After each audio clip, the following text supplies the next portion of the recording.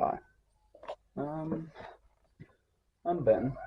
Um, I'm a 15-year-old homeschooled boy who made this channel to talk about my struggles, accomplishments, and just my life because I have nobody to talk to and I need to talk to somebody. Um, so in today's video, I'm sitting down once. Um, I want to talk about something that has me very hurt, um, in a way.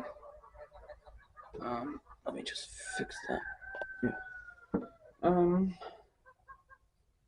it's a very sensitive topic that I've never actually expressed out loud before, so just bear with me if I fumble over my words and stuff. That's why. So, I suppose I'll start back in the day. Um, so, when I was 6, my mum and dad decided to move down from the mainland of Australia to Tasmania. Because they didn't like it there. It was too busy, too hot. So they went down to Tasmania. Um, when we first moved down, we had nobody, like no family, no relatives, no close friends, no nothing. And I was 6. Just bear that in mind. That's going to be a key detail. Well, I think it is. Um, so we moved to this house. For 2 years, we are renting a property in a town. Um, I won't say the town for privacy reasons. Um, and then we're jumping around churches. My family has always been a church person. They always go to church. That's that. For 2 years, we were jumping around churches, not finding one uh, that really stuck, I suppose you could say. Um, and then we bought a house, which is the property we're in now. This isn't a house. This is a church. It's an 8-acre property, so it's a farm. And in the very small town that we bought it in, or that my mum and dad bought it in, there was a church. And that church would soon become our church, the church that we would go to for the next 8 years. Um, so for 8 years, we went to this church. Uh, Throughout the pandemic, we were, I think we did a Zoom church a couple of times. So it was kind of like that. And then after that, we went every week. Um, and it was fantastic. Now, these people would essentially become my family. There was old people, which literally became like my grandparents. There were young people, which became uncles. There were like kids that became friends of mine. I know, shocking. And we left. We left. Um, Things transpired, which I'm not really going to go into detail in this video because that is an incredibly touchy subject. But things transpired, which made us leave. And that's probably the hardest thing that I'll ever do. Because I went from seeing these people every single week, talking with them, laughing with them, just being with them every week. For 8 years, I was doing that, essentially. Um, to never seeing them. And I will never see them again. One family in particular called the McNabs. I'm just going to say it. The McNab family. Um, if anybody knows them, I doubt anybody will, but please don't show them this. If anybody does, do not show them this, please. Um, that one family in particular really became grandparents. They had a pool, so every summer they would fill up the pool. Me, my sister and brother, and my other brother would go and clean it for them, repaint it with them, and fill it up. And it was great. Literally every single day, we would go there and swim, and then they would give us opportunity. It was fantastic. It was the best time of my life. Summer was amazing. Um, and then last summer, fully expecting to have another fantastic summer with them, essentially, we did nothing. The pool got filled, nobody used it, um, and that's when I really realized, like, oh, we don't see these people anymore. Like, that's when I realized that it's it with them. We're not seeing them anymore. And I know that's a stupid way of realizing that, but for a kid, which is what I am, um, that was really shocking. Like, not going to there for summer when I had been for like the past 6 years. Like, that's hard. That's weird. And it's when I realized that we're not seeing them anymore. Um, and these people, we didn't just go to this swim. We went there for dinner. We went there to get firewood because we have wood heaters. So we would go to their property all the time to collect firewood with Mr. McNabb or Mr. Nabby, and we don't do that anymore. And it's really sad and hurts because I love those people. Those people are amazing. They're literally family to me. Um, and now I'm not seeing them anymore, and that's really hard. Um, now I probably could get down there if I wanted, but it would be so uncomfortably awkward that I don't think I could do it. I haven't seen them in 6 months, and it's really hard because again, these people, I would if I would go swim there every summer. I would go for dinner there more often than not. They had a young man staying with them because one of their grandchildren was marrying them. Um, I would work for him sometimes, like help setting up his business. I would go there and I'd work for him, and I'd have lunch with them. I would have afternoon tea, morning tea, even sometimes breakfast once. Um, these people really were literally family to me, and it's really difficult now knowing that I'm not going to see them, that I can't see them, and that's really difficult.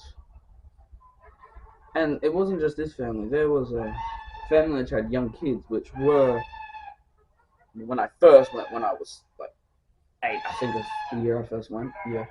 Um, I got friends with some of these kids. Like these kids were my friends. Now, as I grew up, interests sort of de-aligned, if that makes sense. Um, but if I wanted to goof off after church at some point, you could go to them and they wouldn't be like, "Oh, you're too old for us. We don't want you." Like, it was nice. Um, and I don't have that anymore either. And that's actually surprisingly difficult because it's it's just that it feels like I lost a part of my family, and that might sound dramatic, but it does. I was with these people for 8 years. From when I was 6, I don't really even remember not knowing these people. As far as I know, these people are family to me. Like, it's what they are. And not having that is really, really hard. And that's probably why. Because these people weren't just friends, they were mentors to me. They were people, if I needed somebody to talk to, I would go and talk to them. Um, And now I don't have that, which is probably why I'm feeling the way I'm feeling for the past few months. Not having anybody to talk to, not having friends really, because that's what they were. They were older than me, like they were much older than me, like 30 years old. But they were still friends, um, and it's really hard not having that anymore. And it's I don't know, it's hard. I know I've said that a lot, but it is. It's hard not having that support system, that family, because that's what it was. It really was. They were literally family to me. Um, and for some of you who've never been in a church, that might not make sense. I mean, all power to you.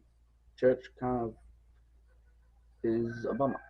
Um, and even if I don't like church, the people there are still fantastic people. I wouldn't even go for the church. I would literally go there to just hang out with the people. Because I would do like the sound and projection, which is like the system for the church. Right? Without the sound and projection team, we don't have a church service. And literally down the back is what we would call it. Down the back, unless I was with my sister, I would literally just talk to the head of the sound team for like the whole service, barely even focusing. And that was amazing because I could talk to him. He would not judge me. He would just let me just express myself essentially, just rant at him like I do with this camera. And not having that is really difficult. And I don't really know what I'm doing now. Because those people would, like, if I made a mistake, I would come to them, tell them the mistake, and they would point me in the right direction. And I don't have that now, which is really um, sad, and it's become really difficult in life not having that. And you know, when I was going, I didn't really realize it. Like, for those 8 years, it's like, oh yeah, these people are gonna be here till I die. Like, they're never gonna go. And I never really thought about them not being in my life, if that makes sense. I can hear something over there. Is somebody back there? No, I think it's a bird. Um, yeah, it's just a bird on the roof. What was I saying? No, not having them. I would never think to not have them. And now that I don't have them, I feel alone. If that makes sense, I feel not alone, but lonely. I feel lonely without them because it's like I'm not going to talk about this stuff to my family.